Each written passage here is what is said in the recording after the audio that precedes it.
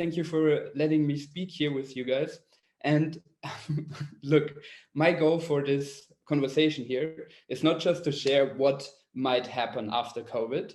I will quickly share you how OECD research what the potential futures are, but then I will show you how you can think differently and how I use this process of thinking differently with a bunch of experts from all over the world in order to figure out what could be an actually great future after COVID, not just one of the possibilities.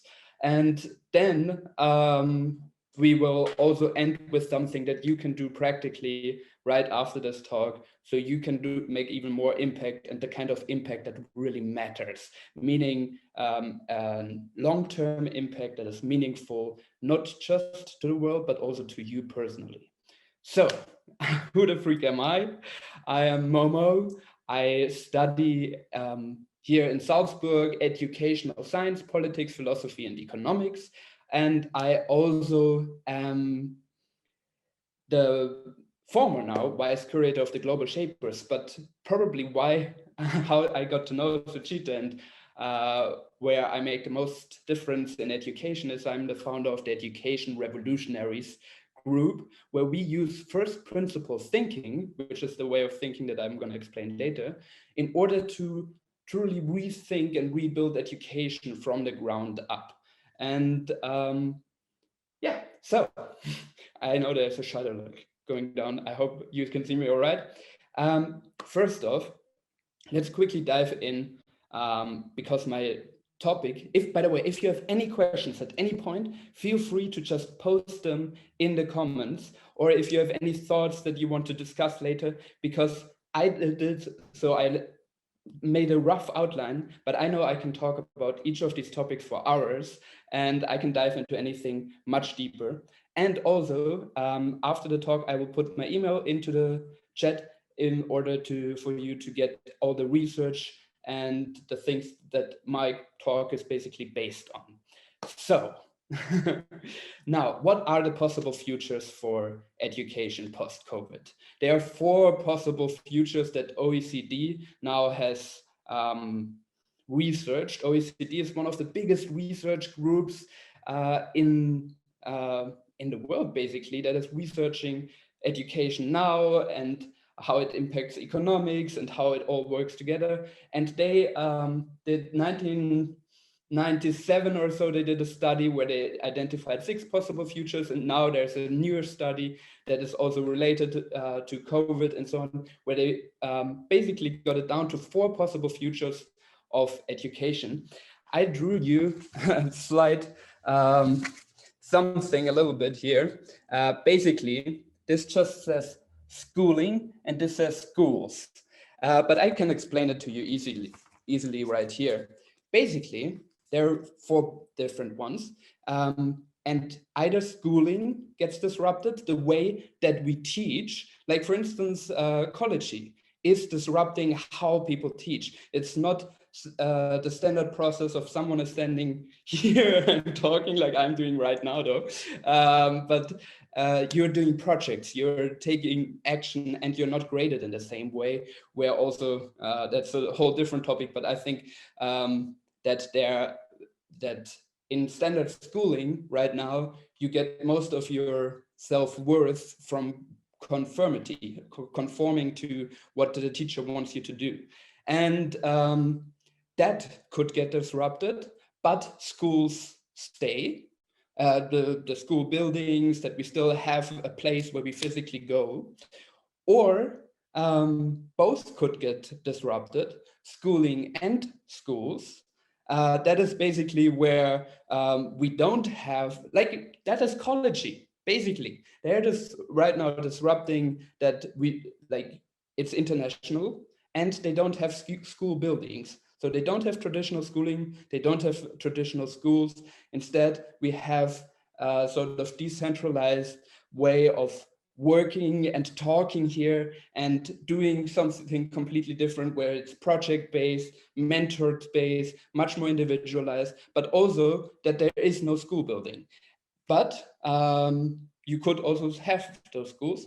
And of course, there is also the possibility that schools and schooling won't be massively disrupted, but just expand and integrate maybe some digital media more or something. But the standard model of schooling can also just stay. So now I can explain it to you here as a summary one more time. Oh, my shadow is right there. There we go. You see, schooling continues or is disrupted. Schools continue or disrupted.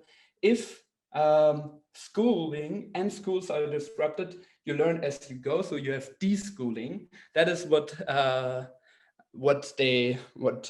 Collegey does.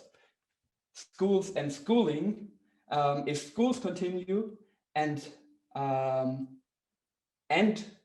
schools continue and schooling continues, then it's schooling extended. Otherwise, it's outsourced.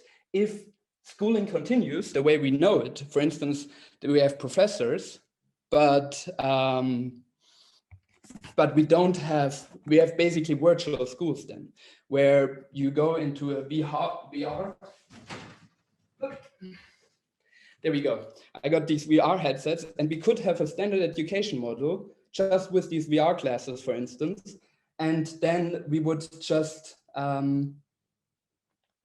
basically have a different technology. Schools get disrupted. It's pretty cool, by the way. You can really, like, I'm learning American Sign Language right now through virtual reality with friends in this virtual world, which is pretty fascinating. So it is possible. And there are even universities and schools that are doing this right now. There is the first officially licensed university where you can actually earn ECTS points, and you only go there through VR. So it's happening. Everything there is happening. But my personal favorite is honestly the mix, because we already had a talk about the pros and cons of digital schooling. I think the best way we can move forward is if schools continue and schooling is being disrupted, in the sense of, I think we need learning hubs, physical learning hubs that are all interconnected and where you learn through three things, basically. I will later explain how I got there.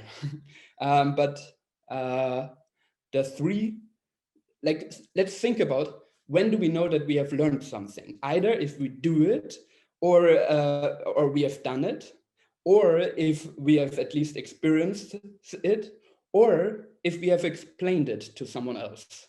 I think if some topics are too theoretical, you can't experience it and you can't do it or do some project with it, but you can still create a course. So I think it should be based around that. And because then you have actually learned something, and then have physical hubs for the human connection, because that is very important for accountability. And otherwise you're not accountable to another person.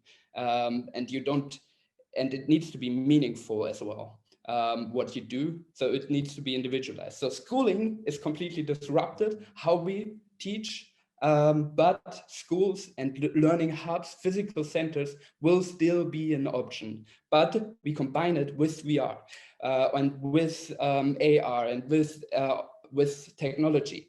But I just thought about in the shower earlier that VR is honestly the best tool to create desire to learn something.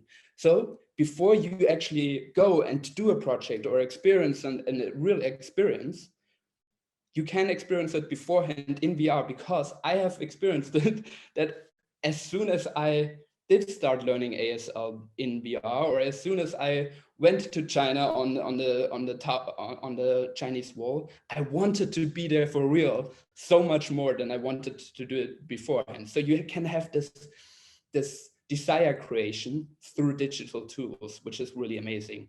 And desire creation is much too little in standard education right now. So that is about how the future will look like. I can really, I can send you all the research, what this is based on. But I already talked a little bit about my dream as well, how I feel like it should work. So how did I get there? How did we come up with this vision. And to quickly expand on the vision, it's learning hubs that are basically city centers where everyone from all ages can go, where you can get accreditation, where you can prove that you know something or do projects together. And then the different hubs are specialized in different areas, but you can first visit them virtually, of course. And if you want to do woodworking, for instance, you go to a hub where they do woodworking more, and then they have all the technology there for woodworking. And yeah, this is kind of how it works. I could go into very long, a few hours talks there. So please ask me any questions afterwards or through email. I'm always open to chat. Yeah, and how we got there is basically through first principle thinking. That is mainly what basically Elon Musk uses to start his rocket company, where he thought, okay, how much are the materials? And if the materials are this much, there must be a better way to put the atoms in the right order in order to produce them. And rockets can't be as expensive as they currently are, based on what we know for sure from first principles. And Plato used them, like all the big philosophers used them. It's an engineering way of thinking. Basically what you do there is ask why as long as you can until you get to a place where you can't go any further, and this is the self-evident assumption that you can't reason from. But to solve actual problems in your life, you can use this 5-step process and use first principle thinking. So first you have some sort of objective, like revolutionize education. I know it's mirrored here, but objective. I made it so you couldn't read it before. Then you have some form of obstacles and you think, oh, if I have that objective, what are the first things that come up? I can't do that because, and then you list everything why you think you can't do it. And then you select the major ones afterwards. And then you question, are the assumptions behind those objections actually real?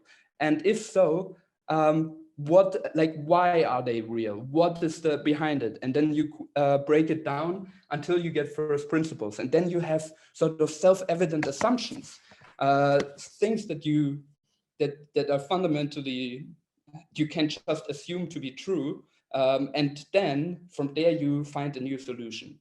And this is, there's long research papers with lots of examples. I can also go with you through an example, but this is sort of the process that we used for like at least a little more than half a year, where we met every single day and we talked about, hey, imagine there was no education system. What would something look like that truly helps people to thrive in this world in all kinds of ways? And that is basically the question we asked ourselves.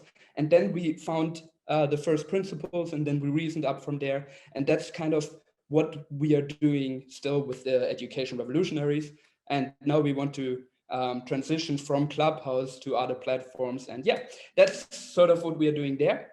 And now my challenge to you guys. So what you should do is first figure out what you're passionate about and how you develop a passion. A passion in the beginning looks like a sort of curiosity. Like Michael Jordan is just having fun throwing a few basketballs when he was little, or like anyone that is passionate, it doesn't look like passion in the beginning. So don't be discouraged by that. Find stuff that you're sort of curious about. Maybe you thought, oh, this would be cool to do at some point, and ask yourself, why did I want to do that? What am I curious about there? And then find some place where they interact with each other, where you could do several passions or several curiosities at the same time, because there is more potential there to actually develop a passion. And now the second step that is really crucial is that you then look at something like, I have written it down here, at something like the sustainability goals. Figure out a big problem in the world that you would love to see solved, like something that is much bigger than you, like education, like world hunger, like the climate change, like any of these big problems. And then think yourself, okay, how could I apply my passion or my curiosities and change something through that? And there you can also use this first principle thinking process in order to come up with completely new and innovative ideas instead of just reasoning from analogy, basically taking stuff what others people did and then trying to adapt it, but actually coming up with something truly new that can make a difference and combine it with your curiosities slash your passions later and your purpose. That's my talk for now. I hope it didn't go over too long. And I'm open to any questions. I will put my email in the chat.